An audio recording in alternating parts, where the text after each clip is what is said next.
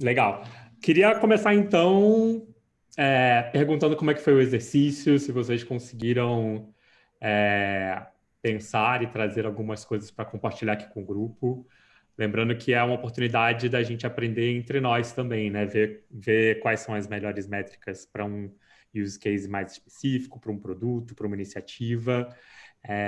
Queria ouvir um pouco de vocês aí. Quem topa pegar o microfone e falar um pouco? Ou mostrar alguma coisa, se tiver alguma coisa também para mostrar.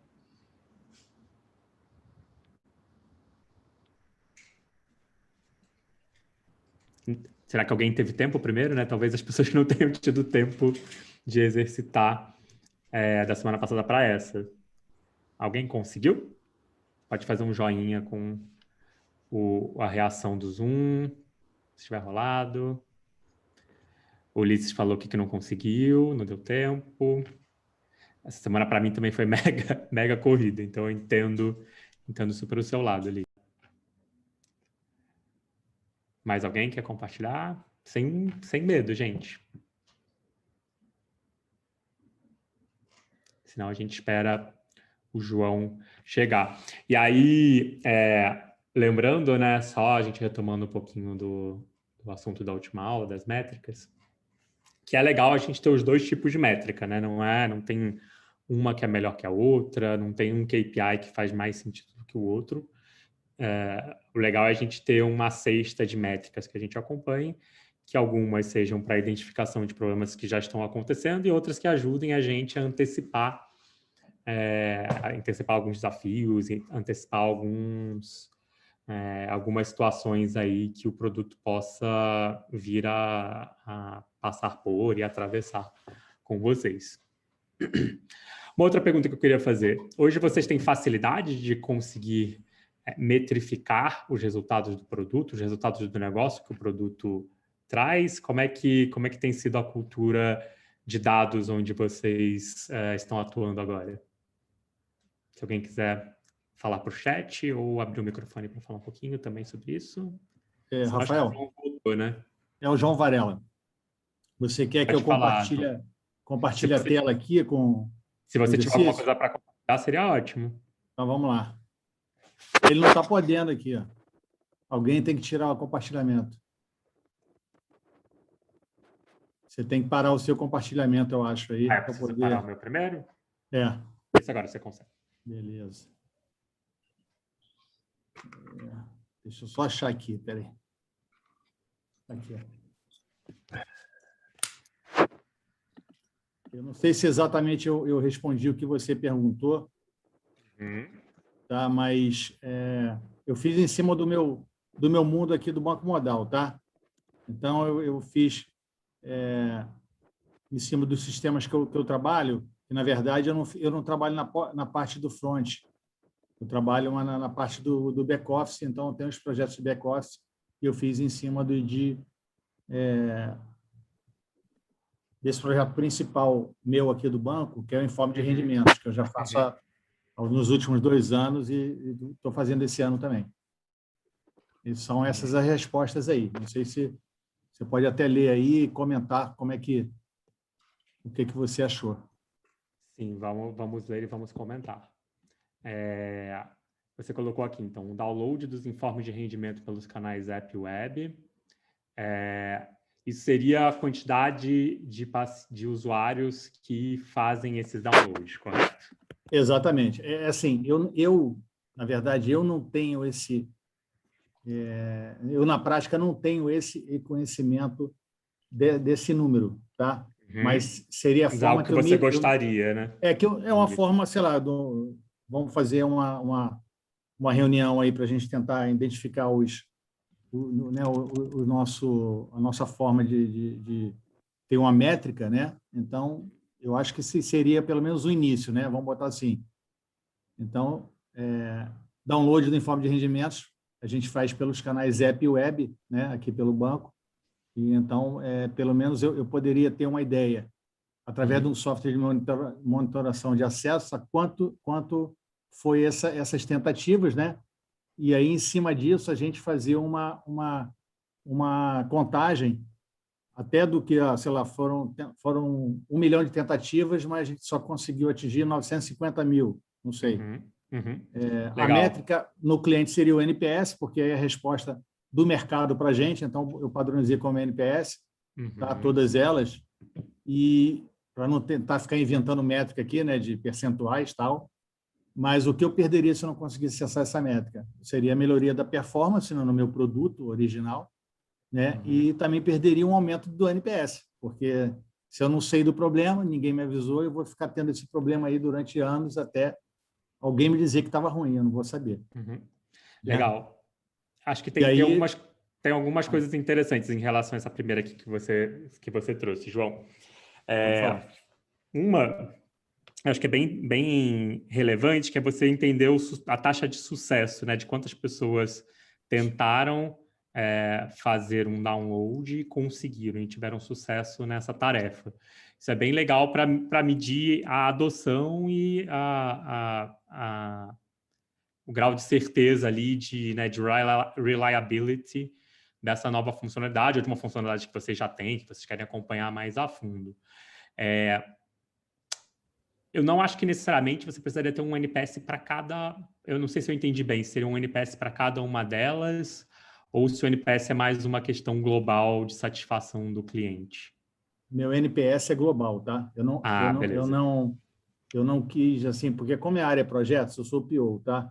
Então, como a área é projetos, eu não sou do atendimento da empresa, não trabalho no CX, tá? Então, eu realmente não me preocupo em tentar produzir essas métricas, né? Mas é uma coisa que eu fico atento porque isso reflete no NPS, mas eu penso sempre no global da empresa, tá? Não estou pensando só para isso, não. Legal. Eu acho que essa primeira aqui, como Task Success, faz bastante sentido, e aí pode ser uma taxa entre as tentativas, né? Por exemplo, clique no botão de download versus quantas pessoas realmente conseguiram executar esse download. Acho que é bem interessante e consegue trazer o valor dessa funcionalidade dos informes de rendimento.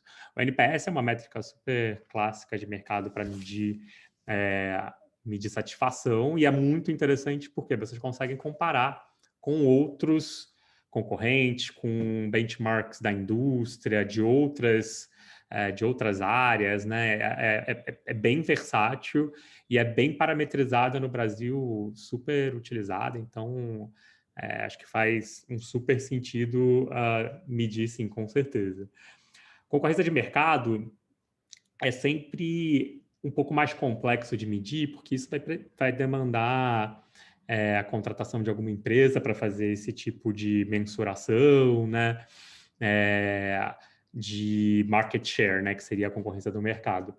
Então, ela acaba sendo uma métrica ela é um lag indicator, com certeza, e ela acaba tendo uma recorrência menor, né? Vai acontecer de 6 em 6 meses, de 3 em 3 meses. Então, é legal tentar pensar em alguma métrica que seja mais recorrente, que ajude a informar o que vai acontecer na concorrência do mercado, né? No market share, que você vai ter uma mensuração menos recorrente. Então, o que eu consigo olhar para o meu produto por exemplo, reclamações no Reclame Aqui, avaliações em App Stores ou em outros tipos de loja, ou se não tiver aplicativo, avaliações no Google, por exemplo, para que eu entenda que, se isso aqui está descendo, estou piorando as minhas métricas, talvez eu vá perder um pouco da fatia do mercado quando a gente for medir daqui a 3 ou 6 meses, né? Principalmente para essas métricas que são menos recorrentes, como market share, é interessante a gente pensar em alguma métrica que dê um cheiro de para onde isso está indo, para não ser surpreendido, assim, sabe? Saiu o resultado depois do terceiro mês, perdi 10% aqui do mercado, está acontecendo alguma coisa, e eu fui meio que pego de surpresa por isso. Então, acho que seria uma boa ter algumas métricas complementares ali para ajudarem em relação a essa última aí, mas as duas primeiras acho que fazem super, super sentido. Não, legal. Eu até pensei logo na primeira, você falou, eu tinha feito até na minha primeira versão, né? Eu tinha Uhum. colocado uma taxa de sucesso entre o tentativa, né, e o download, mas aí no final achei que talvez ficasse muito, assim, não ficasse assim global e representativa para o negócio, entendeu? Uhum, Seria uhum. muito técnica, por isso que eu tirei. Eu Sim, substituí pela NPS. Mas eu também tinha uma curiosidade, Rafael, de ver os outros exercícios para ver como as pessoas pensaram, né? sim. Porque para poder comparar e falar, não, eu estou indo no caminho certo aqui, a maioria fez isso, tal, legal. É só para isso mesmo. Não, mas super legal. Obrigado por você compartilhar. Eu acho que a maioria das pessoas não teve muito tempo para trazer exemplos e tentativas aí, mas acho que o seu exemplo trouxe algumas questões super interessantes aí. Obrigado, João. Tá bom, valeu, pessoal. Rafael, Oi, oi, é Marcela. oi, Eu Marcela. trabalho no Banco Modal também. Você quer que eu compartilhe? Quero sim, compartilha com a gente. Legal, eu não vou compartilhar a tela não, tá? Só falar. Pode falar. Vamos lá. É, essa aqui também um pouquinho para a Luana, que está aqui no call. A Luana é gestora do time de CX aqui, né, dentro do Banco Modal. E no ano passado, quando eu trabalhava, né, como PM na Squad de CX, a gente fez uma mudança, né, da solução de chat que a gente tinha anteriormente para uma solução nova. E aí, para medir o sucesso dessa nova solução, né, alguns parâmetros aqui que a gente verificava era a taxa de retenção de clientes dentro do bot, né? Então, antes do chat passar para o humano, então qual era a nossa taxa de retenção? Com essa substituição, um dos pontos que a gente queria era realmente colocar um bot mais parrudo e aumentar essa taxa de retenção que a gente tinha com a solução anterior. A outra, né, sempre medida era a satisfação do cliente. A satisfação do cliente meio que ela minimamente ela tinha que se manter, né? Ela não podia ser afetada pela nova solução negativamente. Então é um indicador que o time de atendimento sempre olha esse indicador e aí quando você implementa uma solução nova minimamente que não impacte negativo, mas não foi a nossa taxa de sucesso, né, dessa implantação. E o outro também, o tempo médio de espera, né, de um cliente quando ele solicita um atendimento humano. Né? A ideia, né, obviamente, se aumentando a retenção, é que isso impacte numa queda do TME por ter menos gente demandando o atendimento humano. Então, eu peguei aí 3 indicadores, né? Aí tinha uma pergunta que era de que lugar, né, essas informações elas eram retiradas. A taxa de retenção do bot, a gente tem uma plataforma, né, do parceiro, e pela própria plataforma a gente consegue tirar aí bem facilmente esse. Os outros de C7 e TME, o próprio time de atendimento tem uma área de planejamento, né? Eles têm uma solução de BI e conseguem extrair essas informações aí para a gente, tá? Não é fácil, foi difícil a gente conseguir estruturar para tirar números, né? Realmente um desafio muito grande ainda dentro do modal. O modal não tem ainda bem estruturada a parte de dados, algumas áreas têm melhor, outras áreas têm pior. Para você ver, no ano passado a gente criou até uma área, né, de ciência de dados aqui dentro do modal para a gente tentar ter mais confiabilidade, porque cada um acabava pegando de um lugar e quando você ia ver, às vezes um não batia com o outro, então é um processo que a gente está estruturando aqui dentro, tá? Aí tinha uma pergunta que era se tinha alguma métrica no cliente, né? Aí eu coloquei como C7, né? Então era uma métrica com foco direto no cliente. E a última pergunta, ai meu Deus, eu não me lembro. Eu queria já comentar o que você falou, Marcela, porque eu Então tá gostei bom, vai bastante. lá. Eu gostei bastante. Primeiro, né, quando a gente olha para uma métrica que é uma taxa, isso é super importante, porque a gente tem um grau de comparação aí entre dois resultados. Você falou do CSAT, que também é uma métrica de mercado bastante utilizada, que vocês conseguem comparar tanto com a métrica anterior ao produto novo que vocês estão implementando, quanto com os concorrentes de mercado de vocês, outras indústrias, né? Isso é super, super benéfico. E tempo de resposta para atendimento é uma das métricas mais importantes, que também é super comparável com outros mercados, né? Às vezes a gente fica um pouco em dúvida, assim, mas é uma métrica que todo mundo já usa, será que é uma boa ideia? Sim, é uma ótima ideia. É muito bom a gente ter métricas que a gente consiga compartilhar com outras empresas, com conhecidos, com amigos e amigas que trabalham no mercado, que a gente consiga comparar resultados e entender o que moveu a alavanca em um outro cenário, né? Então, você pode compartilhar com um amigo de outro mercado, por exemplo. Ele fala, eu implementei XYZ, a minha árvore de decisão conversacional acontece dessa forma, a gente diminuiu nosso tempo de resposta. Você fala, puta, legal.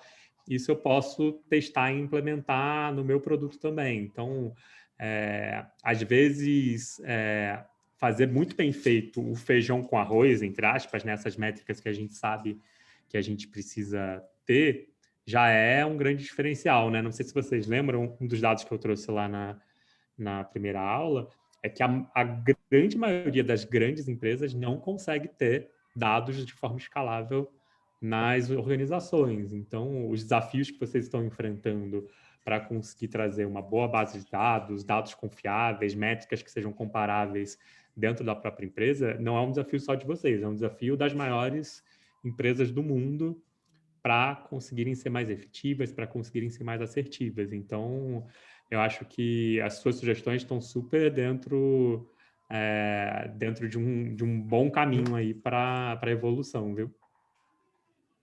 Legal. Você lembra qual foi a última, Rafael? A última pergunta das 3? De cabeça, eu também não vou lembrar. Eu anotei a resposta, mas assim, a resposta para mim sozinha aqui não está fazendo muito sentido, então eu não estou me lembrando. Eu coloquei assim, minha resposta, eu botei visibilidade se as funcionalidades sendo implantadas no produto estão tendo impacto positivo nos objetivos, né? Eu não sei, não me lembro exatamente, mas assim, ao longo da implantação, a gente foi colocando funcionalidades do tipo, o bot no início, ele tinha uma árvore, a gente mudava a árvore, mudava as respostas. A gente começou a implantar também parte mais transacional, do cliente poder fazer uma transação direto dentro do bot, aí a gente ia vendo como isso ia refletindo nas metas. Mas eu não me lembro qual era a pergunta. Eu também não vou lembrar de cabeça, mas tem duas coisas que eu acho que é sempre importante a gente olhar quando a gente está desenhando métrica, né? Uma você já falou, que é a gente pensar no nosso cliente final, né? Como é que isso está impactando o dia a dia deles, e outra é como a gente está impactando o negócio. Essas são duas dimensões mega importantes quando a gente está olhando para métricas, quando a gente está olhando para KPIs, e acho que o que você trouxe aqui de exemplo tá super dentro aí de um bom caminho para métricas. Legal, obrigada. Beleza? Gente, eu vou só encerrar o assunto das métricas para a gente poder começar a aula de hoje, mas se vocês depois tiverem um tempo, e acho que é um exercício super válido, compartilhem entre vocês, vejam com outras pessoas da Mori ou dentro das empresas que vocês estão, porque essa conversa de métricas ela é uma conversa que precisa, ao longo do tempo, sedimentar, ela precisa ganhar mais maturidade dentro das organizações, então essa troca é super rica. Eu super recomendo aí que não fique só no nicho de vocês e não fique só entre pessoas de produto. É para ser conversado com o time de design, com os desenvolvedores, trazer todo mundo para essa mesa para pensar junto desses resultados. Beleza? Vou voltar a compartilhar minha tela aqui, que a gente vai falar agora sobre esse papel dos Product Managers, né? O que a gente é responsável no frigir dos ovos no nosso dia a dia, né? E aí, quando a gente olha para a função, né, para o papel de pessoas de produto, tem jeitos diferentes, dependendo da organização, de olhar para isso, né? Às vezes é alguém que consegue conversar com todos, né, todas as pessoas, escalar um problema e uma decisão até em última instância e falar diretamente com o CEO. Eu também posso ter uma visão de que é uma pessoa responsável ali por reunir todo mundo e chegar num consenso ou deixar com que as pessoas tomem as decisões em relação à priorização. E tem uma visão que a literatura, e eu acredito que é a visão mais vencedora, que é serem pessoas que têm espaço e conhecimento para conseguir organizar o trabalho e tomar as decisões mais certeiras em relação ao desenvolvimento de um produto, de uma funcionalidade, de uma nova oferta, de um novo serviço para aquela instituição. E tem algumas características aqui que são importantes, né? Tem que existir algum nível de autonomia, não é uma autonomia completa, né? Por isso que a gente tem métricas, a gente tem OKRs, tem um mapa ali de onde a gente quer chegar. Mas se não existir autonomia, é uma pessoa que está ali só fazendo um meio de campo entre outras pessoas, né? E apesar de facilitar ser um dos grandes papéis de uma pessoa de produto, ele é um papel importante dentro da squad, mas o caminho e a estratégia precisam ser liderados aí por essa pessoa de produto. E ela precisa, claro, ter conhecimento do que ela está fazendo, seja técnico, seja da indústria, seja entender das integrações necessárias para aquele produto acontecer. Ela precisa estar com uma perna e com um braço em várias áreas para centralizar essas informações e conseguir tomar as melhores decisões, as decisões mais bem informadas aí em relação ao caminho de um produto. Mas claro que para você ser uma pessoa de produto, e dependendo da instituição, dependendo do tipo de cliente que vocês vão enfrentar, existem perfis diferentes de product managers, né? Então, quando a gente olha para um produto que é muito de uma plataforma back-end, que seja um produto B2B muito complexo, em geral, a gente vai ter uma pessoa de produto que é mais um technologist, né? Uma pessoa que normalmente vem de um background de engenharia, já tem alguma experiência como desenvolvedor ou desenvolvedora, e ele ou ela vão conseguir entrar a fundo no jeito que aquilo vai ser implementado, né, em decisões técnicas de arquitetura, junto com um time de desenvolvimento. Algumas vezes esses times nem têm designers envolvidos neles, né, dependendo do grau de complexidade, dependendo se tem alguma coisa que seja front-end, né, se tem alguma parte que realmente tenha interação aí com o usuário final. Então, a gente pode ter um perfil aqui que é bem hard tech. A gente tem um perfil que é mais generalista, quando é um produto para o consumidor final, ou seja um produto B2B que tenha um front-end, que tenha muita interação com os usuários, né? Então, se a gente olha para um Slack, por exemplo, um Asana, todos eles são produtos B2B, mas que exigem muitas interações, exigem muito de que um usuário que não é a buyer persona, né, não é quem contrata o Slack, não é quem contrata a Asana, vai utilizar ele no dia a dia, né?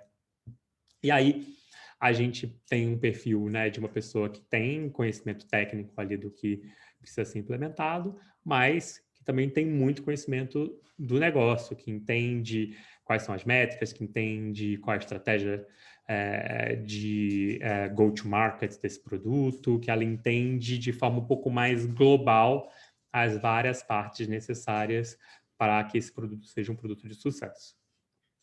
E um terceiro tipo de pessoa de produto é o perfil de produtos que sejam mais business to consumer, né? Então, se a gente está olhando aqui para um Nubank, se a gente está olhando para um e-commerce, todos eles são produtos muito, né, focados em um consumidor final e que essa pessoa vai precisar entender a fundo como aquele mercado funciona. Então, se eu sou uma pessoa que é de produto e está trabalhando com e-commerce, eu vou ter que entender muito de SEO, vou ter que entender muito de SKU, vou ter que entender muito da proposta de valor do meu e-commerce e assim por diante. E a parte tecnológica, né, a parte mais high-tech da solução, em geral, fica mais centralizada em uma pessoa de engenharia, um tech lead, alguém do próprio time de engenheiros ali que ajuda e colabora com essa pessoa de produto. E aí, né, isso significa que existe uma grande quantidade de habilidades e de necessidades que uma pessoa de produto precisa ter para exercer a sua função da melhor forma. E aí, na visão do Todd Jackson, que é da First Round, um grande grupo aí de investimento americano, existem algumas habilidades que são must-haves, outras que são good to have, né, são interessantes, e outras que são bônus, legal você ter a mais, mas não é nada que seja um deal breaker aí para você ser uma boa pessoa de produto.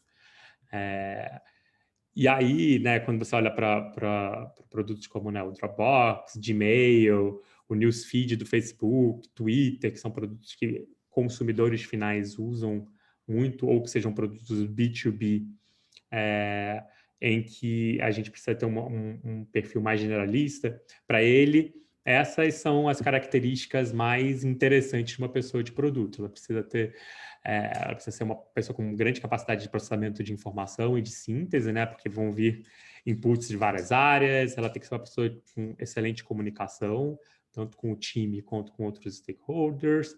Precisa ter capacidade de liderança e uma capacidade muito grande de colaboração de forma efetiva dentro da cultura e do framework de cultura da empresa que ela está inserida ali. Então, vocês podem perceber que não são os principais não são hard skills, né? São habilidades de processamento de informação, de liderança, interpessoais. É como a gente ajuda a meio que orquestrar o trabalho de outras pessoas, né? Tem um líder que eu gosto muito que fala que a pessoa de produto ela é o maestro, né? Tipo, a orquestra pode até tocar sozinha sem o maestro, mas ela não vai tocar tão bem, não vai ser uma sinfonia tão de sucesso assim. E o maestro é a pessoa que também faz o treinamento no dia a dia antes do dia da grande apresentação, né? Antes do dia da ópera, do musical, seja lá do que for que a orquestra vai tocar.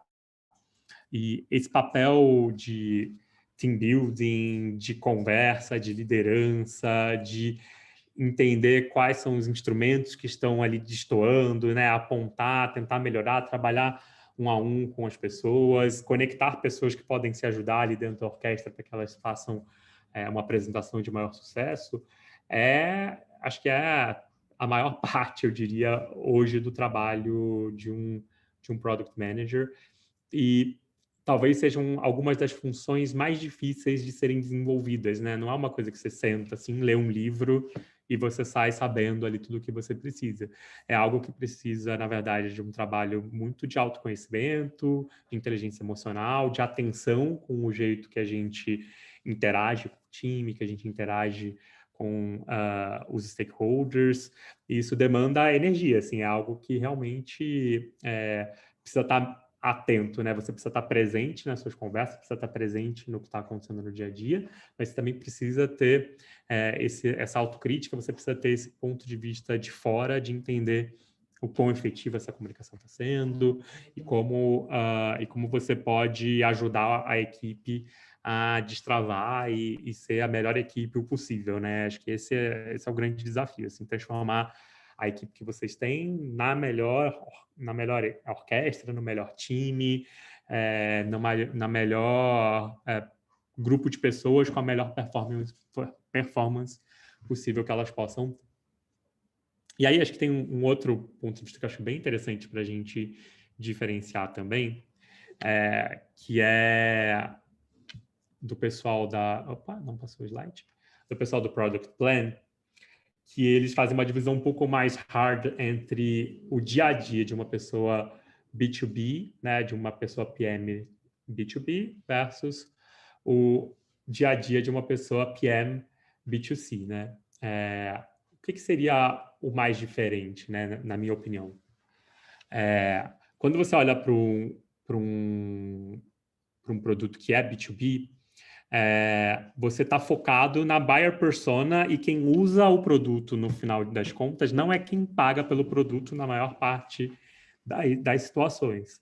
É o que hoje eu tenho dentro da Nilo, né? Quem contrata a Nilo são os gestores de saúde, os diretores de TI, diretores de cuidado de uma empresa, diretoras ou diretores de cuidado de uma empresa, e eles têm necessidades, expectativas e vontades e pedidos de funcionalidade que não necessariamente impactam o dia a dia da equipe de quem vai realmente utilizar o produto, de quem vai utilizar o nosso prontuário eletrônico, de quem vai utilizar a gestão de cuidado de paciente. E essa diferença de expectativas é algo muito difícil de equilibrar, às vezes, né? Porque, claro, a gente precisa pensar muito e está muito focado na buyer persona, mas o produto precisa rodar na prática com os usuários que estarão ali com a mão na massa, né? No dia a dia, utilizando. E essas pessoas do B2B, elas não querem que todos os dias a gente esteja lançando novas funcionalidades, porque elas vão ficar perdidas, né? Tipo, nossa, ontem estava usando o produto desse jeito, amanhã tudo que eu já estava acostumado ali, que eu já tinha até memória muscular de como fazer, mudou. A gente precisa ter menos releases que precisam ser comunicadas muito melhor para os usuários finais. E os clientes têm um poder de decisão muito maior do que quando a gente olha para um modelo B2C, né? Alguns poucos clientes, ainda mais quando a gente olha para o Brasil, tem um poder de compra, né, de assinatura ali, de ter o uso e ter decidido usar o nosso produto muito maior do que quando a gente olha para o modelo B2C, que a gente consegue experimentar mais, a gente consegue ter mais dados, vamos ter mais pessoas entrando no e-commerce do que pessoas entrando na sua solução que é apenas empresarial. Eu consigo ter melhorias sendo entregues de forma contínua o tempo inteiro, se eu quiser, porque vão ser melhorias mais incrementais e os usuários, aos poucos, vão se acostumando. Eles até querem novidades, né? O usuário gosta de novidades, ele quer ter uma expectativa de melhoria em acordo com outros sites que ele já visita, outros aplicativos que ele visita. Então, o jeito, o dia a dia de trabalhar é muito diferente. E a gente precisa estar bastante atento a isso, porque não é porque eu gosto muito, trabalho, tenho bastante experiência com um mercado de B2B, né, business to business, que eu vou conseguir me adaptar super bem ao modelo em que eu vou ter que trabalhar com o consumidor final, com um release train muito mais recorrente. E isso não significa, né, que você é uma pessoa melhor ou pior como uma pessoa de produto. Significa que você tem mais afinidade, está mais acostumado, conhece melhor ou gosta mais de um desses modelos. Tem pessoas, claro, que conseguem ser mais polivalentes e conseguem funcionar em mais de um modelo, isso é super legal também, mas não tem, né, tipo, certo ou errado, cada um tem as suas vivências, a sua experiência e tudo bem, assim, acho que faz parte um pouco do nosso mercado e dessas circunstâncias muito específicas que podem mudar de forma drástica dependendo do modelo de negócios da empresa que vocês estão trabalhando. Beleza. Outra coisa super interessante aqui de compartilhar é esse gráfico da McKinsey, que fez uma pesquisa bastante grande com product managers de grandes empresas do mundo, principalmente dos Estados Unidos, tentando entender um pouco como é a divisão do tempo de pessoas de produto, né? E aí, como vocês podem perceber, tem muita coisa para ser feita em pouco tempo, né? O dia é bem picotado com várias demandas diferentes, né? De definir a estratégia de produto, a colaborar com os integrantes da squad, escrever requerimentos de produto, né? Engajar com os pacientes, sempre com a minha mania de falar pacientes agora, desculpe, com os clientes e consumidores, revisar métricas, colaborar com outras funções da empresa. Então, é um pouco uma multifunção muito grande, assim, precisa ter uma gestão de tempo, de energia, de atenção muito atenta para que a gente consiga deixar com que todos os pratos rodem ao mesmo tempo, né?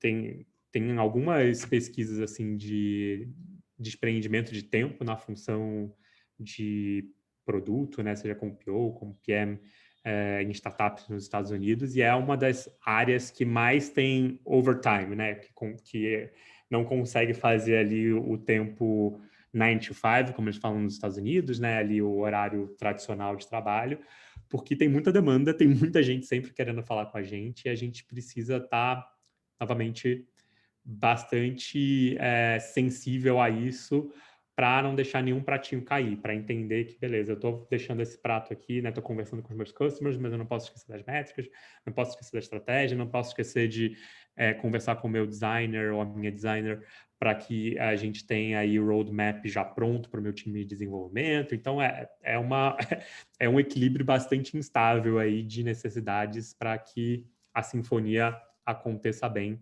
E se vocês se sentem, às vezes, puxados para vários lugares ao mesmo tempo, é um pouco uma feature dessa funcionalidade. Assim, acho que é um pouco o esperado mesmo de uma pessoa de produto, a gente ser meio que puxado ali e ajudar em várias frentes.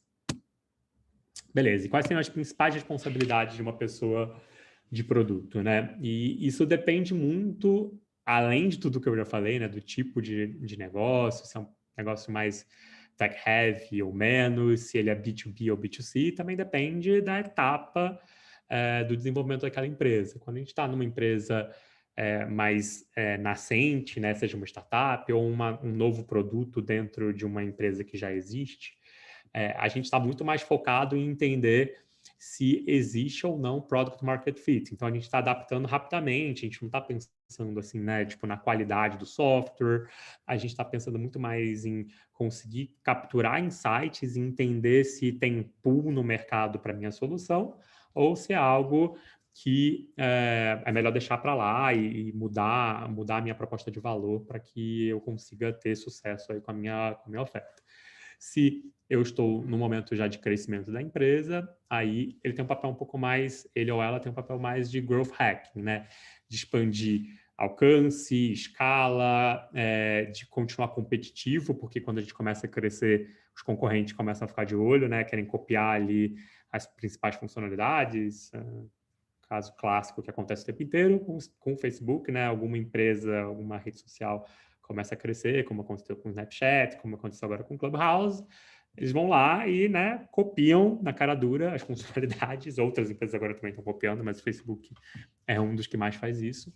Então, a gente precisa estar ahead of the curve, né? Precisa estar à frente do que os concorrentes estão propondo aí e precisa fazer com que a engrenagem consiga expandir de forma mais clara e mais sustentável.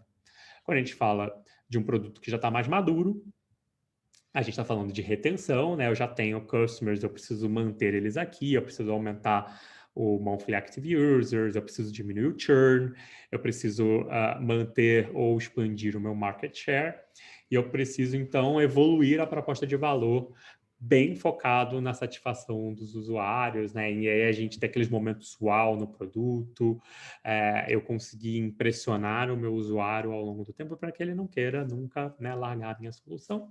Acho que uma das que a gente menos assim tem interação no dia a dia é quando um produto está meio em declínio, muitas vezes ele vai fazer um phase out, né? A base de usuários desse produto eu vou mover para uma outra solução, a gente resolveu mergear 2 produtos dentro de uma mesma instituição.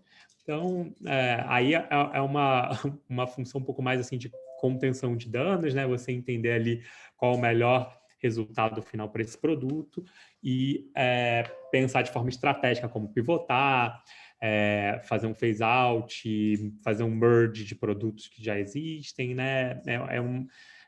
Um ponto de vista muito mais estratégico, mas ainda, né, trazendo um pouco ali da primeira fase, que é beleza, como é que eu consigo acertar algum product market fit aqui para essa minha solução que está em declínio, ou que eu vou decidir fazer um phase out e não vai mais existir como oferta de produto.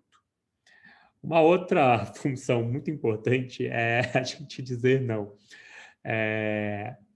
E não é dizer não sendo taxativo ou não ouvindo as pessoas. Eu acho que isso é uma sensibilidade importante que a gente precisa ter.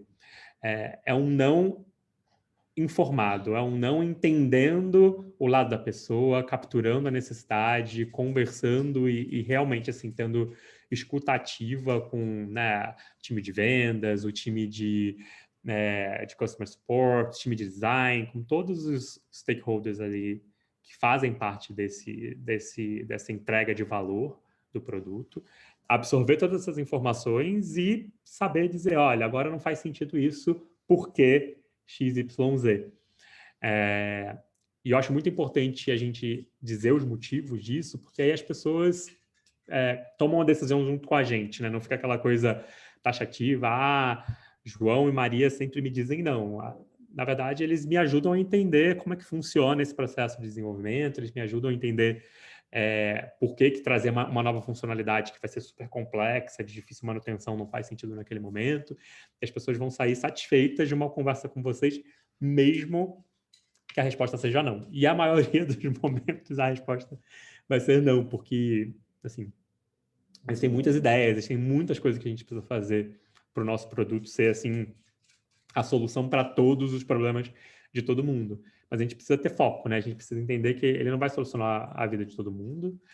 A maioria dos produtos que a gente vai trabalhar não é grande o suficiente para resolver todos os problemas de uma vez só. Então, a gente conseguir compartilhar esse processo de decisão com as pessoas do time é algo que faz com que a empresa como um todo cresça como visão estratégica de produto, sabe? E eu acho que realmente ter visão de produto, claro, é a principal responsabilidade da pessoa de produto, né, do PM ou da PM, mas é muito legal que a empresa como um todo comece a respirar esse mesmo ar, comece a entender quais são os trade-offs, comece a entender o que faz sentido ou não para o caminho e para a visão de produto que vocês estão aí capitaneando. E a pessoa de produto, ela está aí num Venn diagram, né, numa área de sombra aqui, né, entre a visão do usuário, a visão de tecnologia, que é a feasibility, né, o quanto que a gente consegue implementar isso de verdade, quanto é factível, o quanto a gente tem tecnologia suficiente na instituição para fazer essa solução, e com um olhar no negócio, né? Então, todas essas três partes são muito importantes para que a gente consiga equilibrar as forças, né? Consiga equilibrar as necessidades do usuário, mas com uma visão de negócio que seja sustentável financeiramente e que tenha uma solução entregável para o usuário, que seja sólida, que tenha qualidade, que ela seja reliable, né? E isso, no final das contas, não significa que vocês vão tomar todas as decisões ou que vocês são os donos da verdade em cima dessas três vertentes, mas que vocês vão facilitar conversas, né, que vão acontecer com designers, com outras pessoas, stakeholders de negócios do produto, um time, por exemplo, de precificação, e com os desenvolvedores para conseguir encontrar esse sweet spot aí que resolve tudo isso, né? Lembrando da última aula, quando a gente falou um pouco sobre inovação, né? Que inovação é quando a gente consegue alcançar resultados, né? Então, não adianta eu ter usuário e resolver um problema do usuário muito agudo e ter uma solução tecnológica muito redonda se eu não conseguir vender essa solução, né? Se eu não tenho um jeito de monetizar esse meu produto, ela é só uma ideia, algo legal que vocês desenvolveram, mas não é algo inovador. Inovador é quando ele consegue chegar nesse sweet spot aí que eu consigo realizar, eu consigo entregar um resultado que faz muito sentido aí para uma necessidade, para uma dor do meu usuário, e eu consigo alcançar resultados financeiros, né, na maior parte das vezes, que são muito relevantes para a instituição que vocês estão aí atuando.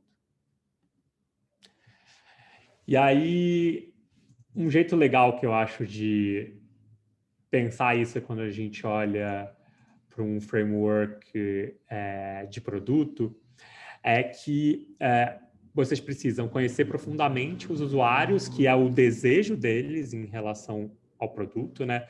Qual é a nossa value proposition, como é que é a nossa relação com os nossos usuários, como é que a gente tem uma cadência para conseguir ouvir os usuários, né? Seja através de pesquisas quantitativas, seja através de entrevistas quali, como é que eu consigo ter foco em resolver os problemas dos usuários, né? Então, o framework de Jobs to be Done é super relevante para isso, né? Como é que a gente consegue resolver as issues e entregar um empoderamento para o usuário, que ele se sinta o super-homem ou a super-mulher após usar o nosso produto, né? Que ele consiga fazer e entregar muito mais coisas do que ele conseguia fazer antes de utilizar a nossa solução. E precisa ser uma pessoa detalhista com experiência. Então, nós somos também um pouco ali o controle de qualidade do que está sendo shippado, né, do que está sendo entregue para os usuários finais, e a gente precisa ter esse olhar ali do detalhe de entender que, putz, essa funcionalidade aqui a gente precisa refinar e afinar um pouco mais antes de entregar, ou, putz, eu estou vendo que está vindo um monte de bug aqui, a gente precisa parar para fazer uma sprint de resolução de bugs, ou criar algum nível de cobertura de testes em cima da nossa solução, né? Esse é um papel muito importante aí de trazer o desejo do usuário para a mesa. O segundo se é sustentável a nossa solução, então a gente precisa maximizar o valor do produto, né? Quanto mais a gente consegue fazer com que aquele produto seja indispensável e que o usuário esteja disposto a desembolsar valores razoáveis por aquela solução, melhor é para a gente. Como é que a gente consegue maximizar a adoção da nossa solução?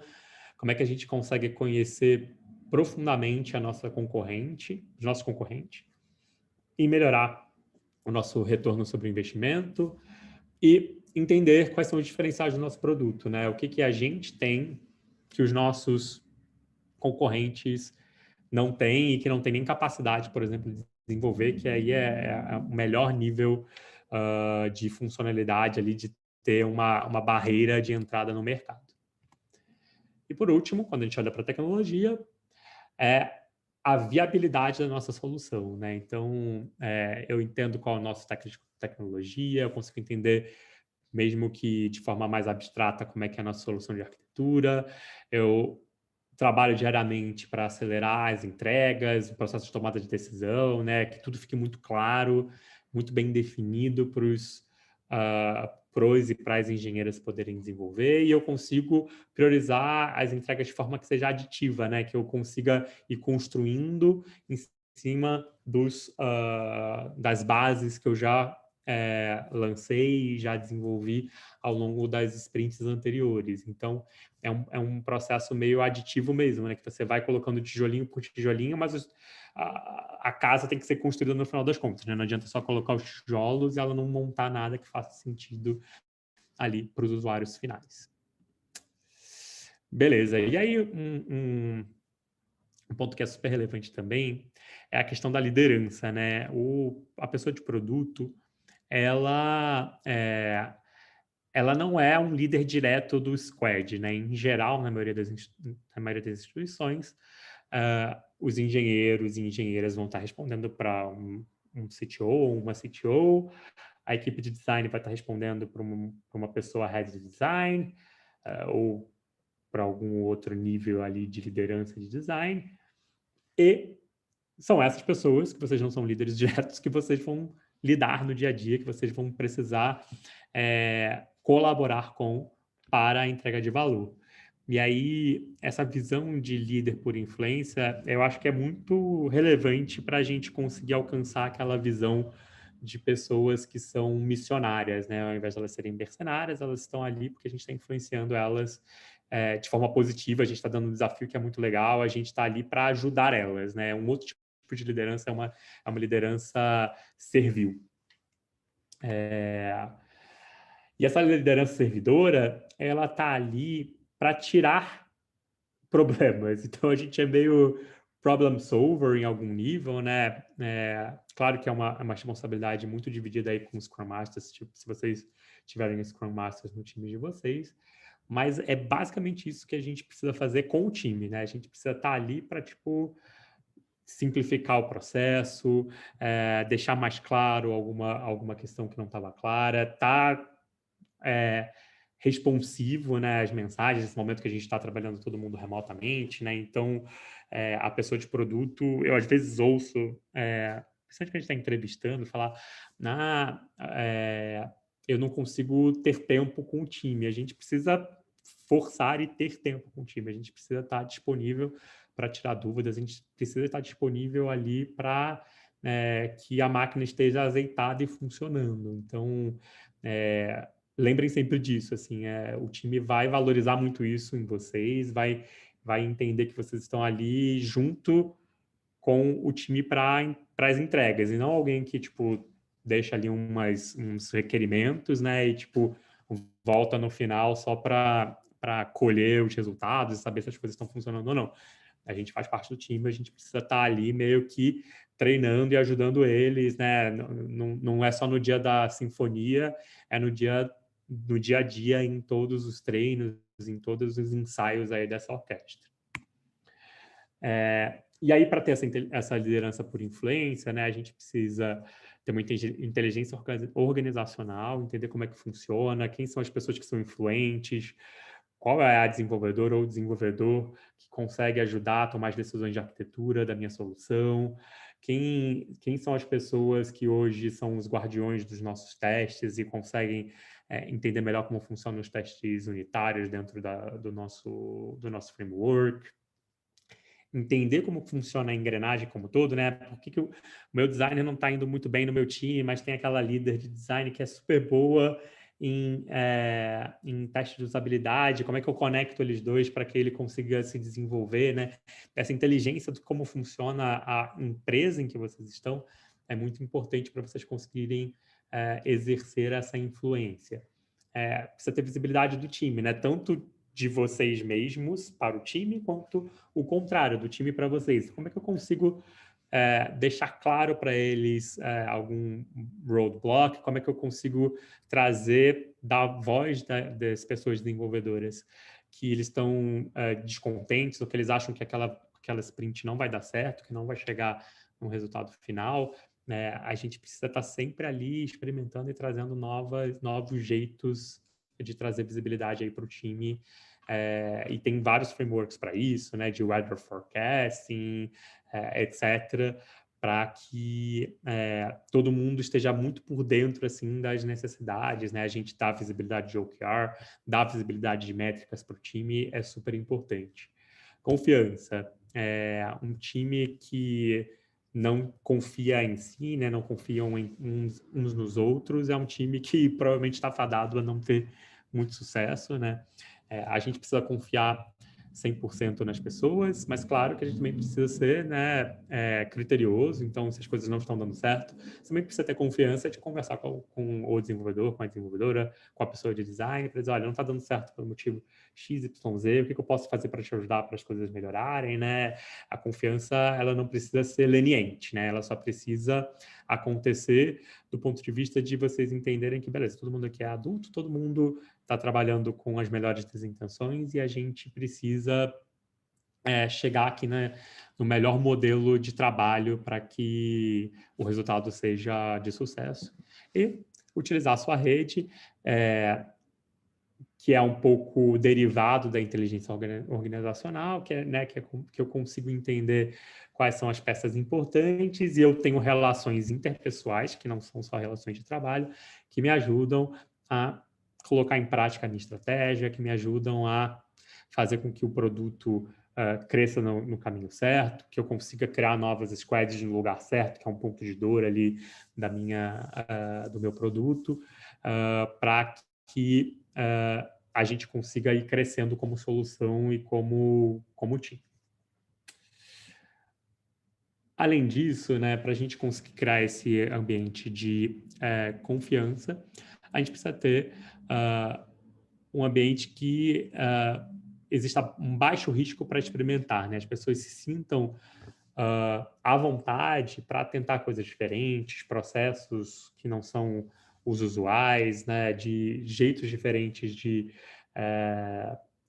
desenhar uma nova funcionalidade, de implementar uma nova funcionalidade, desde que, né, a gente tenha aqueles ciclos curtos de aprendizado e de melhoria no processo. Então, nesse sentido, a gente ter aí as nossas retrospectivas com frequência, né?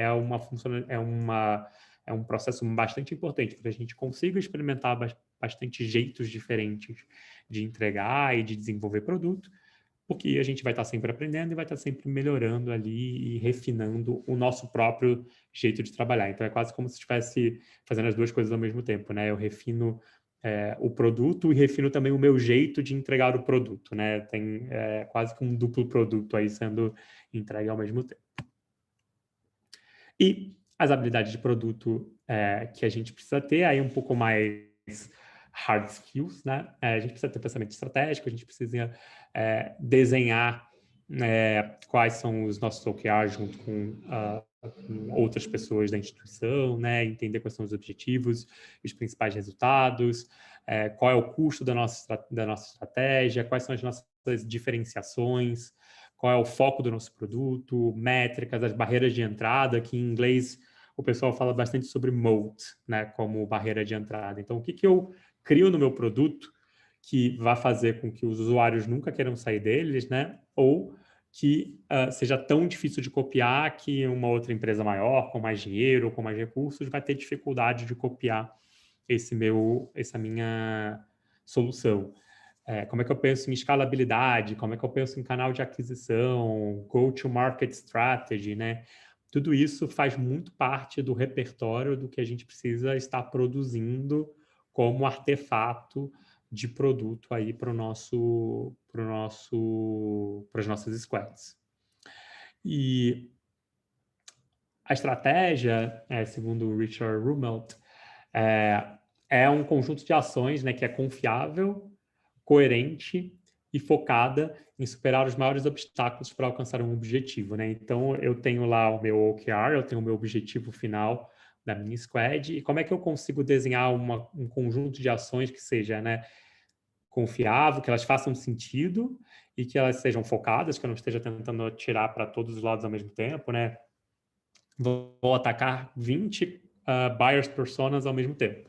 Provavelmente você não vai conseguir alcançar nenhuma dessas buyer personas em um trimestre, né? Então, foco é muito importante. Mas o produto eu quero que entregue para 5 buyers personas. A gente tem vários tipos de usuários que compram a minha solução diferente.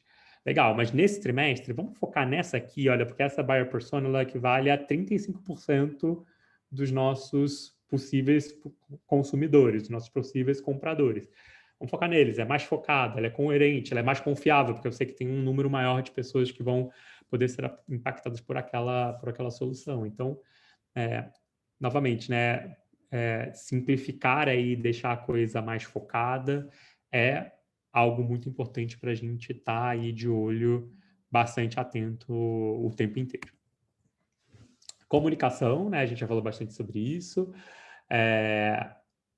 e a gente precisa modular o jeito que a gente fala sobre um mesmo assunto para públicos diferentes dentro de uma instituição, né? Se a gente está falando com o time de suporte, se a gente está falando com um programador ou uma programadora, se a gente está falando com o time de design, se a gente está falando com o consumidor, entendendo com ele o que ele precisa, né? Como é que a gente consegue modular o nosso discurso para que as pessoas cheguem numa compreensão similar em relação ao que a gente está desenhando aí de solução, o que a gente tem de estratégia, o que a gente está executando nesse momento, né? Explicar e deixar muito claro os porquês dos nãos, né? Como a gente falou mais cedo, são coisas muito importantes para a gente ter aí sempre em mente. E quando a gente olha para uma visão, né, que leva em consideração a coordenação, o planejamento e a visão estratégica, significa que a gente vai ter aí diferentes tipos de cerimônias, diferentes tipos de estruturas para nos ajudar a manter essas visões acontecendo, né? Então, uma outra grande responsabilidade da gente como time de produto é fazer com que essas cerimônias aconteçam para que a gente consiga dar cadência nessas nossas entregas, para que a gente consiga produzir aí uma estratégia e uma execução que seja de sucesso.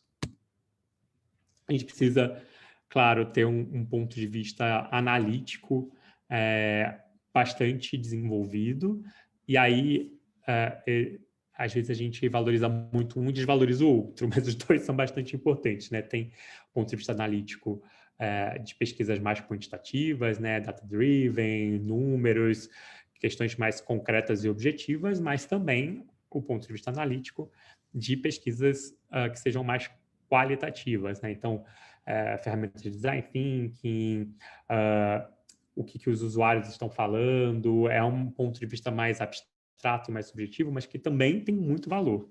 Não valorizem só um lado dessa perninha, porque um produto que só olha para o lado quantitativo, ele vai ser um produto com menos chance de sucesso do que um produto que olha para os dois lados, né? Que olha para o quantitativo e para o qualitativo ao mesmo tempo. E quando a gente olha para o lado de dados, né? Como a gente estava falando mais cedo, não adianta a gente ter uma overdose de dados quantitativos, né? O qualitativo ele tem tanta importância quanto o quantitativo, porque a gente consegue ver exatamente o que os nossos usuários estão fazendo, né?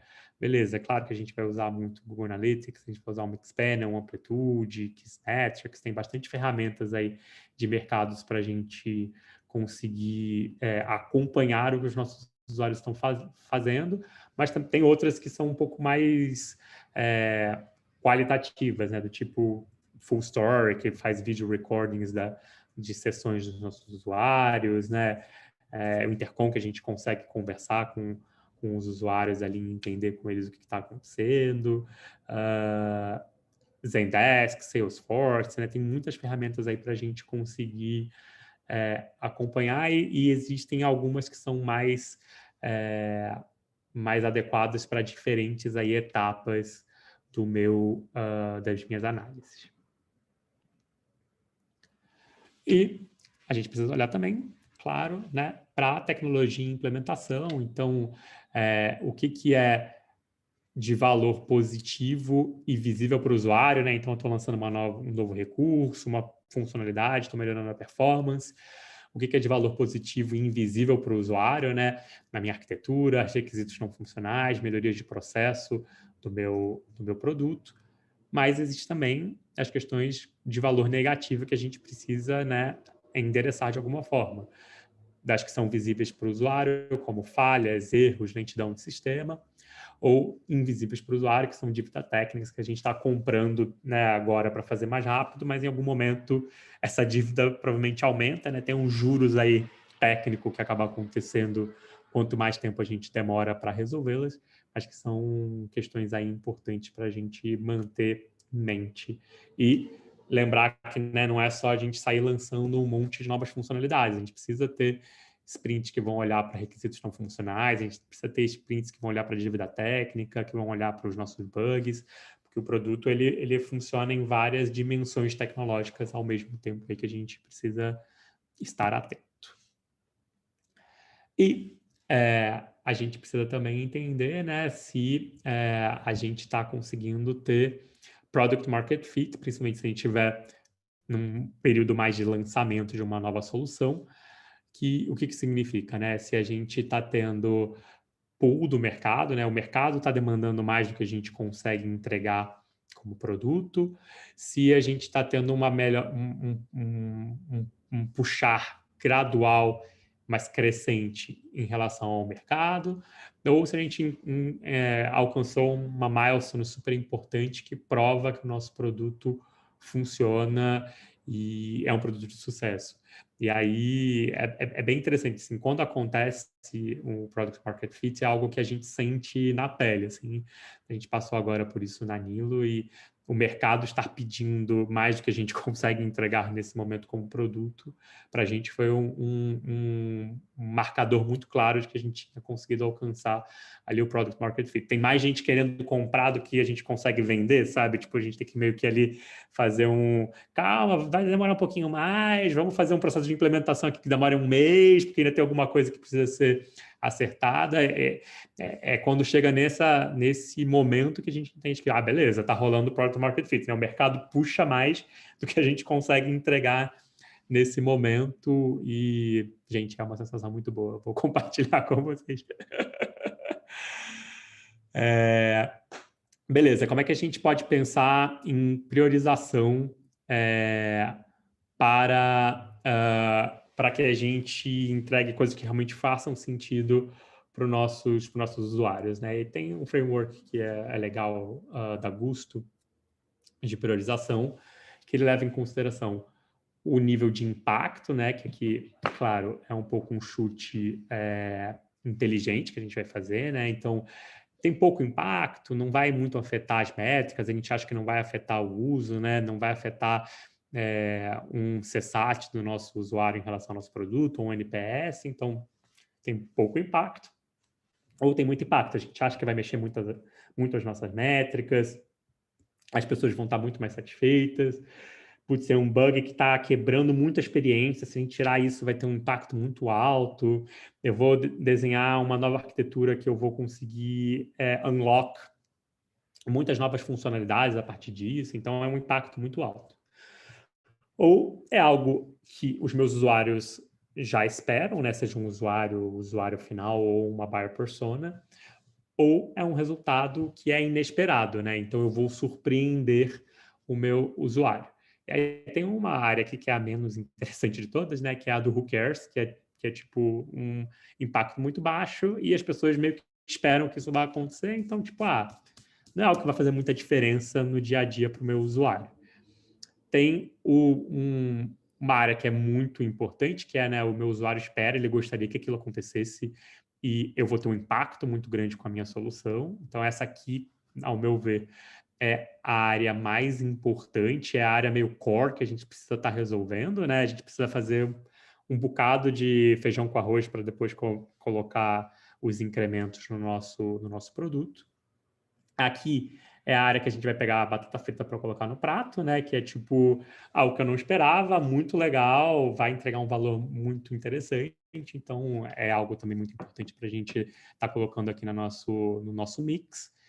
E tem uma área que também dá para a gente desenvolver e faz sentido a gente entregar, que é algo que tem pouco impacto, mas que é inesperado, então pode ser interessante, pode ser algo legal, assim, cool, né? Tipo, legal, tem essa outra funcionalidade. A gente tem que, claro, strive for que a maioria das nossas novas funcionalidades ou resolução de problemas, questões de arquitetura, estejam nesses dois quadrantes aqui do topo do nosso produto. E aí, o que eu queria que depois vocês fizessem, acho que hoje não vai dar tempo da gente fazer durante a aula, mas acho que é um exercício interessante para vocês pensarem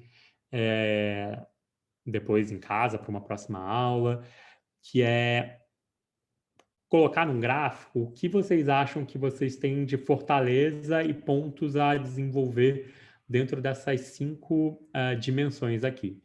Então, né, tecnologia, produto, estratégia, ponto de vista analítico e de comunicação.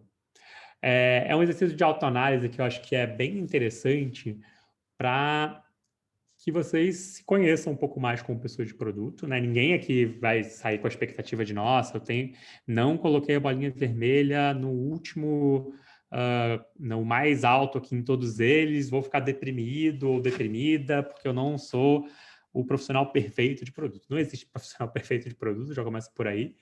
E segundo que o mais importante é vocês entenderem, beleza, tem lados aqui que eu sou mais forte ou mais fraco, ou mais fraca, o que eu gostaria de desenvolver? Ou o que eu sei que não é a minha fortaleza, mas eu sei que tem alguém no meu time que tem essa característica mais desenvolvida, né?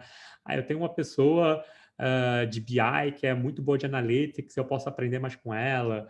Ou eu tenho uma pessoa no meu time que é muito boa de comunicação e eu posso usá-la também junto comigo para, por exemplo, fazer uma divulgação de uma nova release, né? Às vezes a pessoa de design tem essa característica mais desenvolvida. Ou, eu nunca fui muito aprofundado ou aprofundada na minha solução tecnológica. Como é que eu posso fazer um catch-up e entender um pouco melhor a arquitetura do meu produto? Acho que esse é o pulo do gato aqui que eu gostaria de sugerir para vocês. Então, façam depois em casa, marquem aí nesses slides que vocês vão poder copiar depois. e pensem um pouco o que vocês já têm desenvolvido, o que vocês gostariam de desenvolver, como eu conseguiria desenvolver mais essas habilidades. Eu acho que vai ser algo bem interessante aí para vocês trazerem para o desenvolvimento de vocês. Beleza? Eu vou fazer agora o nosso intervalinho de 5 minutos para eu poder beber uma água e me recuperar, que eu falei muito, gente, desculpem. E a gente volta daqui a pouquinho. Beleza? Boa. Valeu. Voltamos em 3 minutinhos. Beleza. Fechado.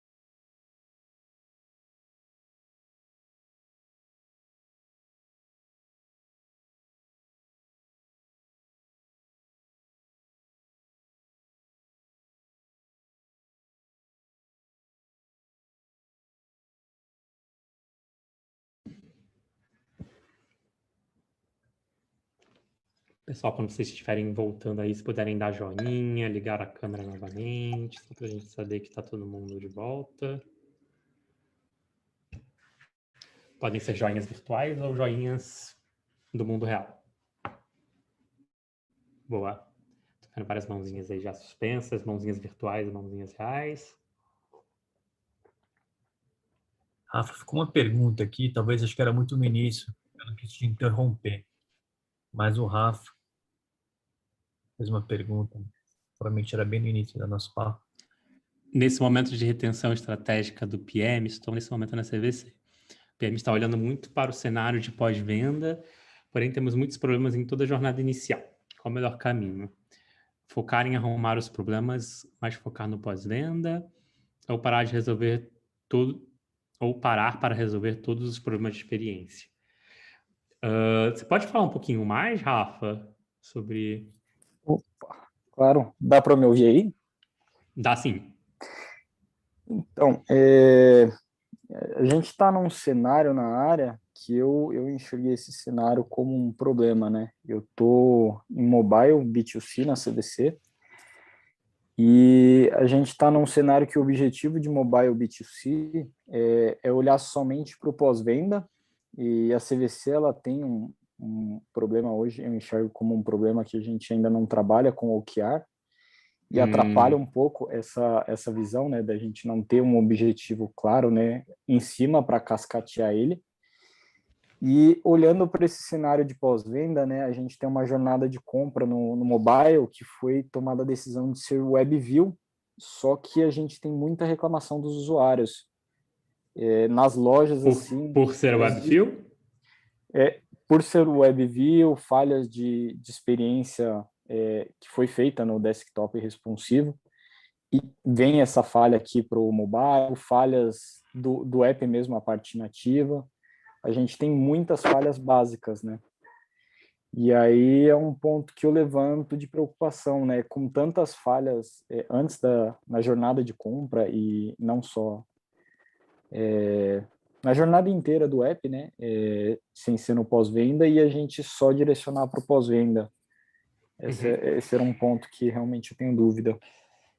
Legal, Rafael. Eu acho que, como vocês não têm OKRs, seria importante ter uma decisão mais estratégica em conjunto de entender se a gente vai focar realmente só no pós-venda ou existem outros indícios de que o processo como um todo está com problema e a gente precisa olhar a jornada como um todo.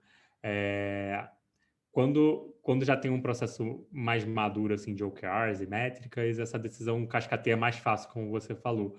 Mas nesse caso, eu acho que precisa ter mais conversas com o time que trouxe esse foco do pós-venda, sabe? Entender um pouco melhor o porquê do pós-venda, se a gente levou em consideração todas essas outras questões que talvez você tenha uma visão mais on the ground assim do que está acontecendo versus esse desenho que talvez tenha sido um pouco mais guarda-chuva, sabe? Sim. Eu acho que precisaria ter mais conversas com o time que Eu fiz uma trouxe essa demanda. iniciativa, eu não sei se é o melhor cenário, tá? Mas eu enxerguei ali como uma solução pro que eu estava vivendo, né?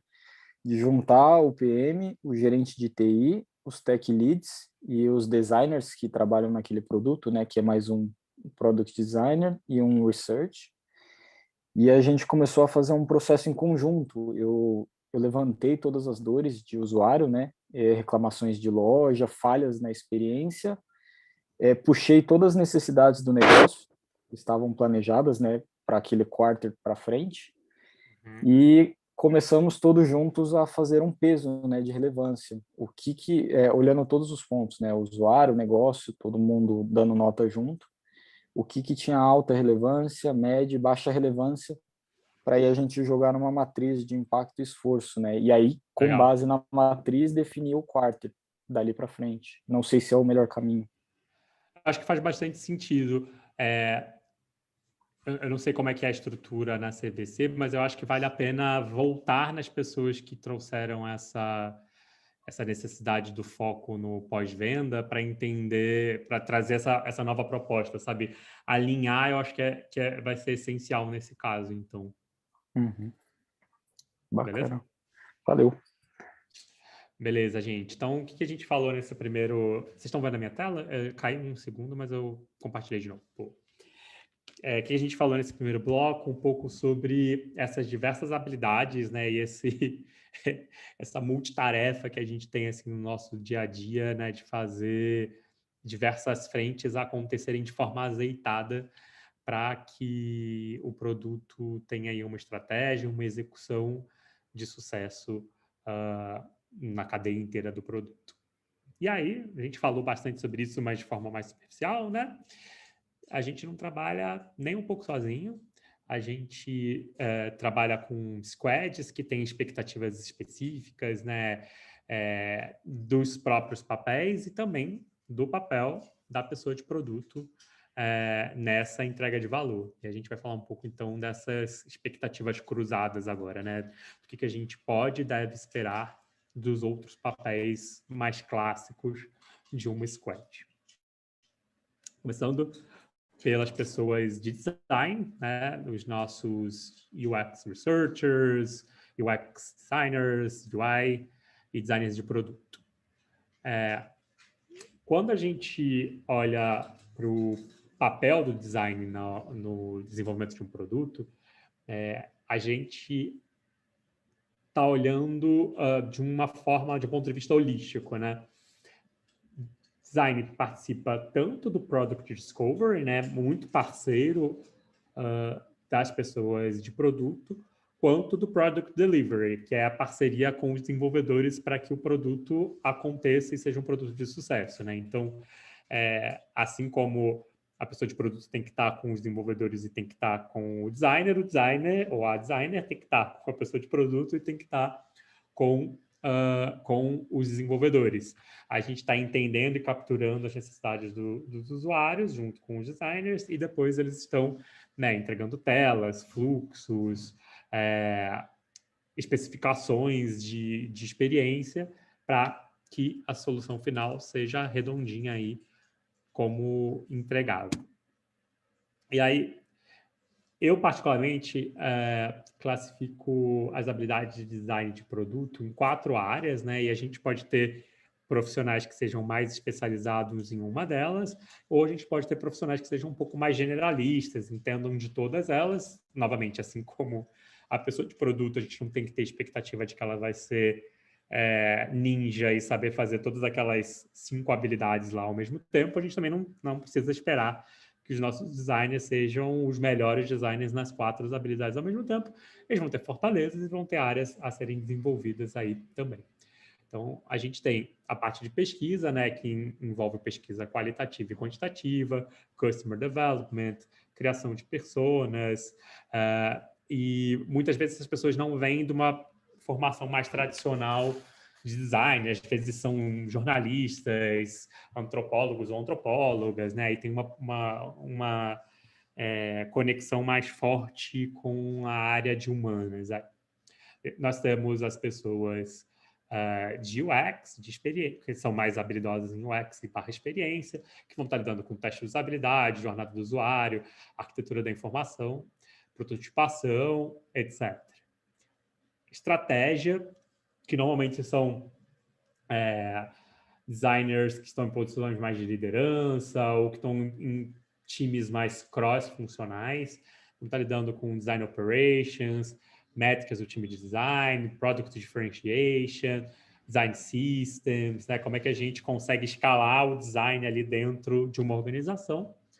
E temos também a cadeira mais de UI, né, que é design visual. A gente está lidando com hierarquia visual, também trabalha com design system, semiótica, animação, vai estar trabalhando muito junto de iniciativas de marketing, de branding também aí, páginas de conversão, etc, etc. Então, temos aí também um cenário em que diversas habilidades diferentes podem ser requisitadas ao longo do tempo, e a gente precisa entender também, né, se no nosso time a gente só tem um designer ou uma designer, quais são as habilidades mais necessárias para esse tipo de produto que eu estou desenvolvendo aqui. É um produto muito focado em uma página de conversão, a gente vai precisar de alguém que entenda bem de UI.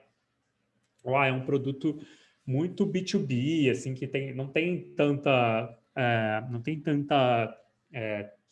parte assim mais comercial, ou não tem tanto o que inventar do ponto de vista visual, a gente vai precisar de alguém mais forte em pesquisa e experiência. Mas eu estou precisando desenvolver um design system aqui dentro da instituição. Às vezes, os designers que hoje participam das iniciativas ainda não têm essa habilidade. A gente ou precisa desenvolver essa habilidade neles, ou a gente contrata um serviço voltado para isso, porque são funcionalidades e necessidades aí importantes numa organização.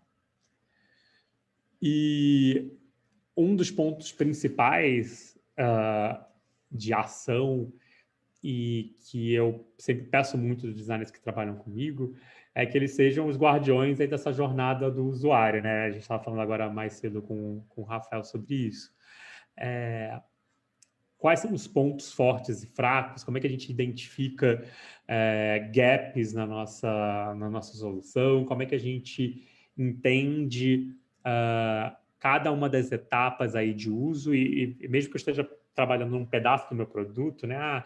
Mas eu só cuido do carrinho e do processo de venda. Beleza, tem uma jornada de vendas ali que parte do carrinho até o momento que o produto chega na casa da pessoa. Como é que eu consigo mapear isso de uma forma muito clara para entender o que está dando certo e o que está dando errado, né? O que é um ponto de dor do meu usuário, o que é um ponto uau, né? Uma parte da experiência que seja surpreendente, que seja positiva. Os designers também precisam ser... Para mim, assim, não existe design sem pesquisa. Não existe a prática sem a gente colocar isso na mão dos usuários, desenhar isso junto com eles, né? E a gente precisa incentivar aí os times de design a se sentirem empoderados para conversar diretamente com os consumidores finais ou com as pessoas responsáveis pela compra, né? Se a gente vai trabalhando com várias personas, essa mão no pulso do cliente precisa acontecer, a meu ver, em todas as sprints. Não tem sprint que deveria acontecer sem que os designers consigam conversar, testar, colocar na mão do consumidor final aí a nossa solução para que a gente tenha mais confiabilidade no que a gente vai entregar, né? O risco de não colocar na mão do usuário, a gente desenha uma coisa, implementa uma coisa e depois que está implementado a gente descobre que não funcionava, não está legal, o fluxo não está casando com o que a gente desenhou. E aí vai dar BO, vai sair um custo muito maior, porque a gente colocou o custo de desenvolvimento já no meio dessa conversa, e não vai fazer sentido, pode parecer que é um custo a mais, é mais tempo, mais recurso, mas é um recurso muito bem investido do meu ponto de vista. Mayara, né, que fez a pergunta se participa do processo, eu gosto de participar, mas não consigo participar de todos os processos. O que é super importante é que os designers façam a documentação de como aconteceu essa pesquisa, quais são os aprendizados e o que foi melhorado de uma versão para outra. Agora, como a maioria dos testes de usabilidade estão acontecendo remotamente, graças à pandemia, uma coisa que a gente tem feito muito lá na Nilo é que o pessoal grava, que nem a gente está gravando aqui a nossa aula, e depois você pode assistir na velocidade 2, na velocidade 3, que você ganha um tempo ali útil, né? De que uma entrevista que aconteceu em 20, 30 minutos, você ouve em 10, 15 minutos, já entende ali o que aconteceu, né? Então, vale super a pena também fazer esse modelinho aí. E um outro ganho interessante disso é que quando entra uma nova pessoa de produto ou quando entra uma nova pessoa de design, ela não precisa aprender tudo do zero, né? Ela pode pegar um pupurri ali de pesquisas que já aconteceram, assistir, e ela fica muito mais up to speed de entender os pontos fortes e fracos da solução de vocês. Então, acho que vale super a pena também, sempre que for fazer remoto, deixar gravado, né? Se vocês tiverem um Google Meet aí de uma categoria que dê para gravar, por exemplo, gravem e reassistam aí quando for necessário. Já até falei por chat aqui mais cedo, né? Na última aula a gente citou o framework Heart do Google, e é um ótimo jeito de medir também o sucesso de Product Design. É muito legal a gente começar a pensar uma maturidade maior de design aí dentro das instituições, em que a gente também consiga medir o sucesso do time de design, que é o sucesso do time de produto, né? Se o time de design for de sucesso, em geral, o produto vai ser de sucesso. Especialmente Task Success e Adoption são dois das letrinhas aí do framework que funcionam muito bem para pensar isso do ponto de vista de design. Legal. Agora, olhando para os nossos amigos e amigas engenheiros, que são, assim, o ponto central da gente conseguir entregar um produto de qualidade, né? A gente pode ter um time de design maravilhoso, a gente pode ter uma estratégia e uma pessoa de produto super capacitada, mas se a gente não tiver um bom time de engenharia, se a gente não tiver alinhado com o time de engenharia, se a gente não tiver um time de engenharia que esteja empolgado com os desafios, não vai ser entregue nada, né? Vai faltar a massa do bolo, vai ter só recheio do nosso bolo, e aí não é bolo, né? É só um recheio solto no ar. Quando a gente olha para engenharia, a gente tem aí 4 grandes áreas, né? As pessoas que vão estar olhando do ponto de vista de aplicação, então, né? Front-end developers, desenvolvedores mobile, desenvolvedores para vendas, né? Que ajudam a implementação num cliente, de serviços que vão estar desenhando aí, né? O back-end da solução, cientistas de dados, pessoas focadas na sustentação da solução e da arquitetura como um todo, então arquitetos, DevOps, Core Developers e importante, e bastante importante, na verdade, são as nossas pessoas responsáveis pelo Quality Assurance, principalmente se a gente conseguir ter desenvolvedores e desenvolvedoras de Quality Assurance que consigam fazer esses testes automatizados, testes unitários, cobertura alta de testes aí das nossas soluções. A maioria dos desenvolvedores não está acostumado a desenhar os próprios testes, então é importante a gente ter essas funções sim, não só para que eles desenhem, eles e elas desenhem os testes, mas também para capacitar os desenvolvedores para que eles mesmos e elas mesmas consigam desenhar os seus próprios testes, para que a gente tenha aí uma solução que seja sólida, né?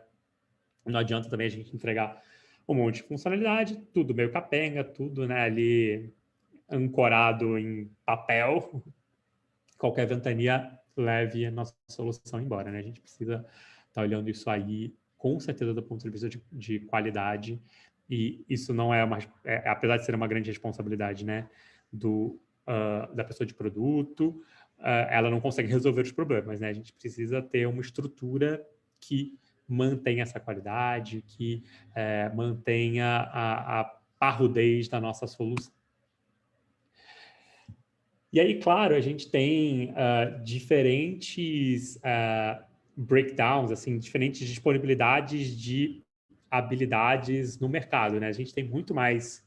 Essa pesquisa não é necessariamente do Brasil, mas acho que reflete bem o cenário de desenvolvimento que a gente tem no Brasil, em que a gente tem muito mais facilidade de encontrar, por exemplo, pessoas de front-end.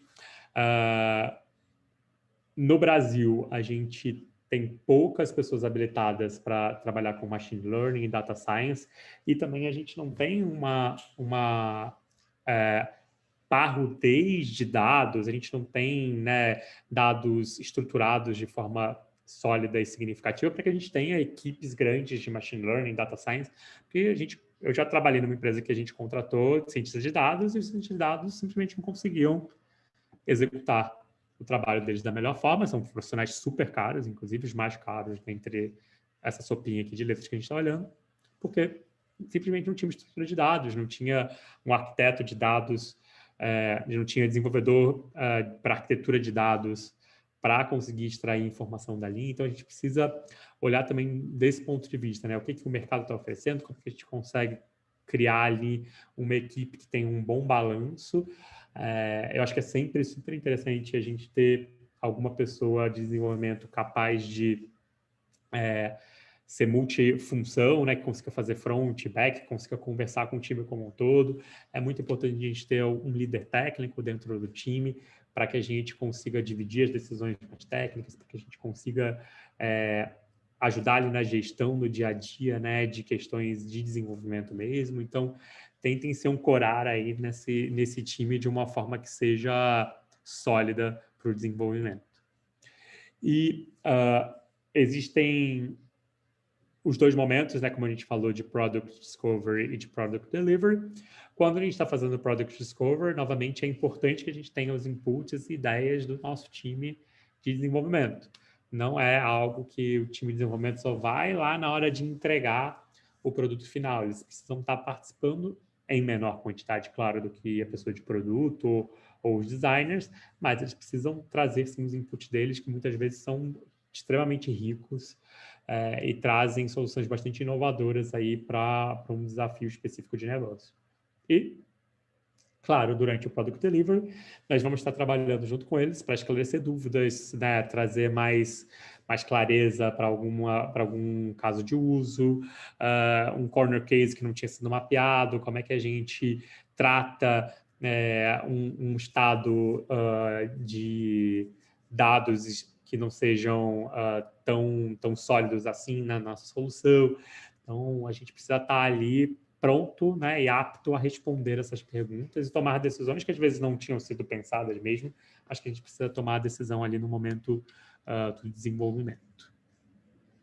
E a pessoa Tech Lead, ela é mega importante, né, para conseguir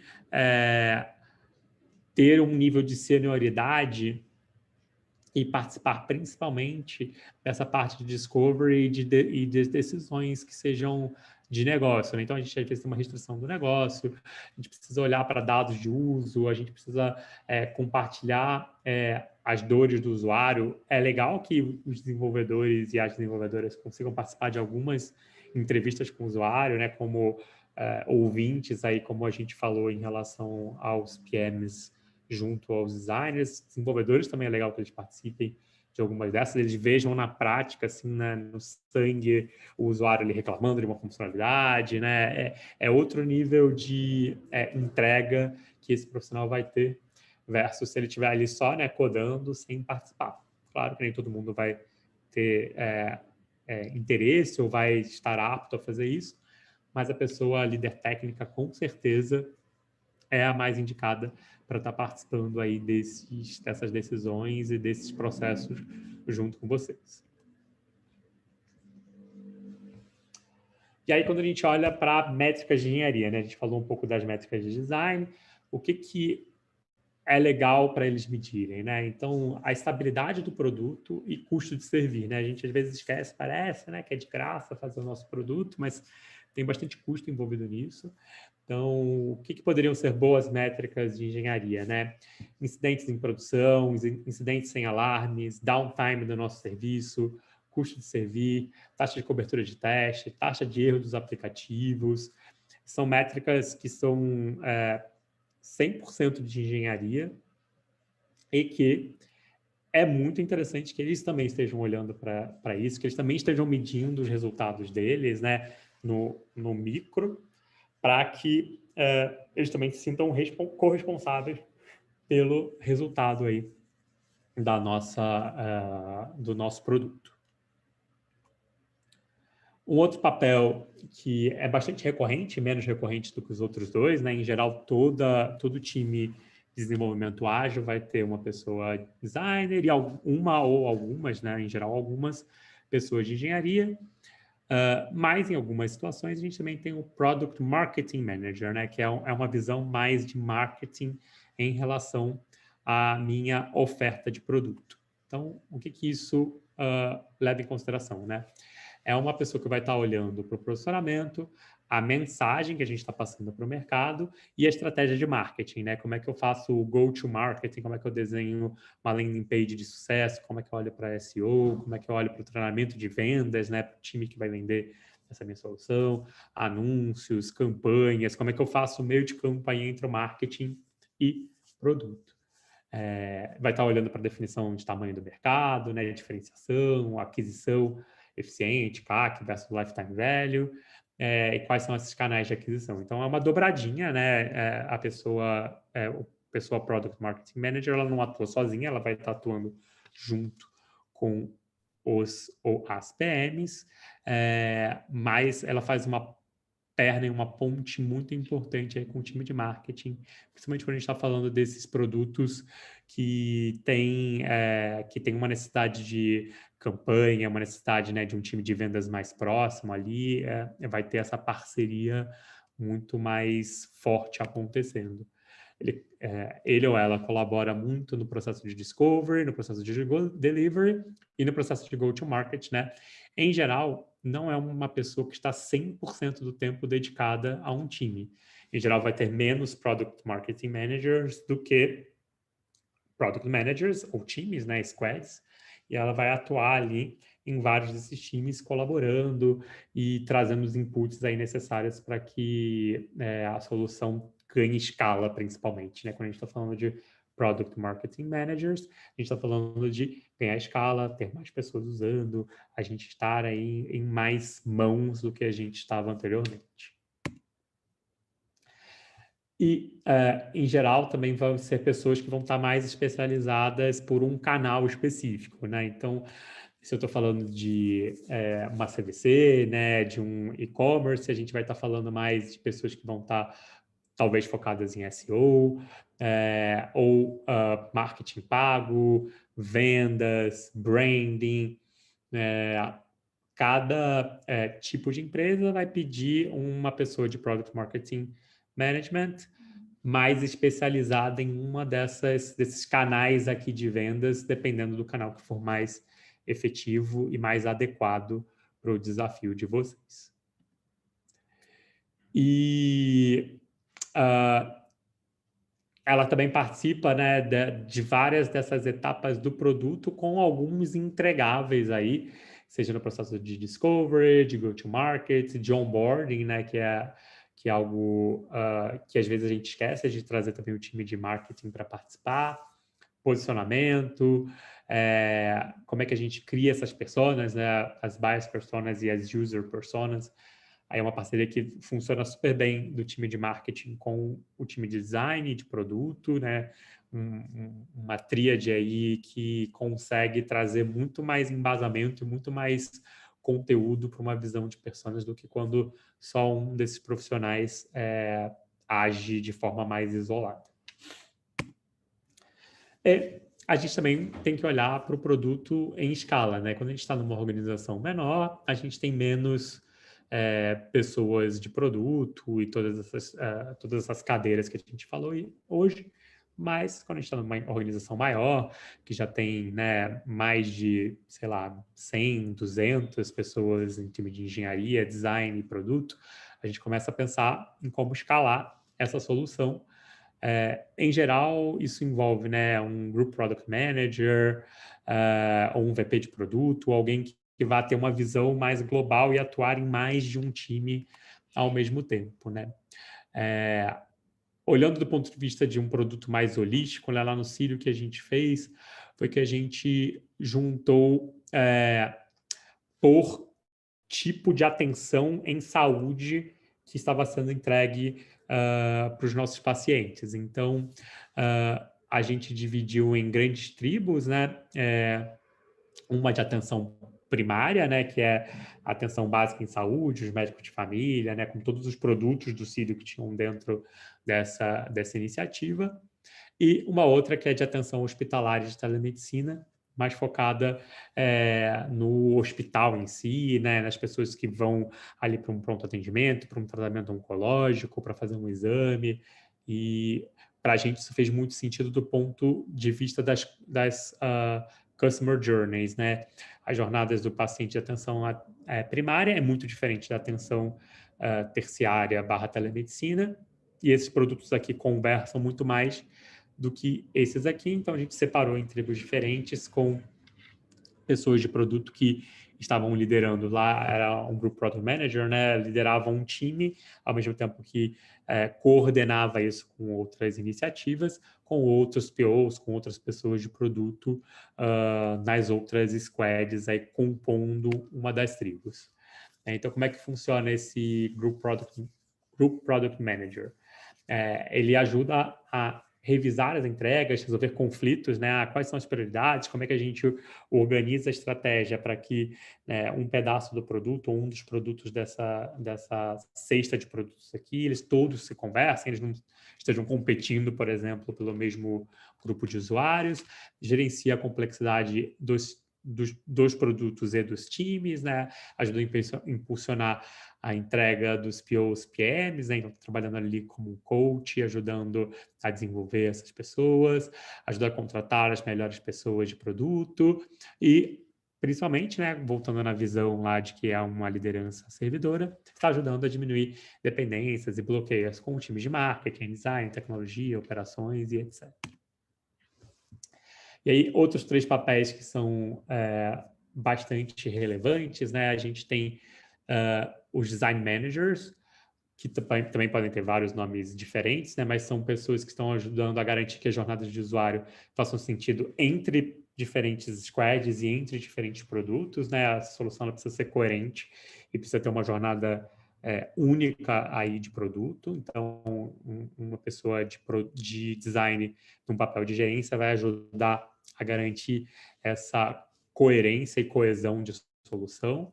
Os delivery managers, né, que ajuda a coordenar as entregas de times diferentes para evitar que a gente tenha contratempos ou que a gente tenha débitos técnicos muito altos sendo criados intertimes, né? Então, como é que a gente consegue fazer com que as nossas entregas casem de uma forma que faça sentido na hora que a gente for fazer um deploy ou a gente for fazer uma grande release aí para os nossos clientes.